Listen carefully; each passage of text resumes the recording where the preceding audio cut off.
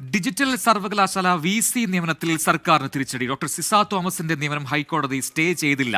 സർക്കാരിന്റെ ഹർജിയിൽ ചാൻസലർ കൂടിയായ ഗവർണർക്കും സിസ തോമസിനും നോട്ടീസ് നൽകിയിട്ടുണ്ട്. സാങ്കേതിക സർവകലാശാല വൈസ് ചാൻസലർ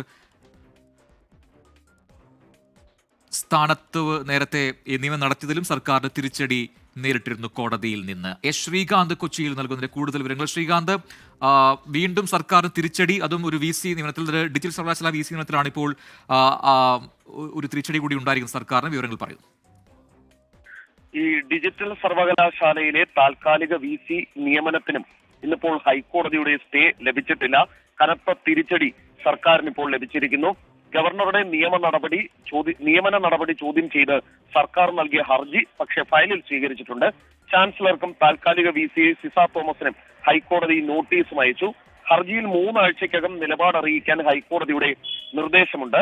ഹർജി സാങ്കേതിക സർവകലാശാല VC നിയമനത്തിനെതിരായ ഹർജിക്കൊപ്പം പരിഗണിക്കാനാണ് ഇപ്പോഴത്തെ തീരുമാനം. എന്തായാലും വലിയ തിരിച്ചടിയാണ് സർക്കാരിന് ഈ വിഷയത്തിലും സംഭവിച്ചിട്ടുള്ളത്. ശരി, ശ്രീകാന്താണ് കൊച്ചിയിൽ നിന്നും വിവരങ്ങൾ നൽകിയത്.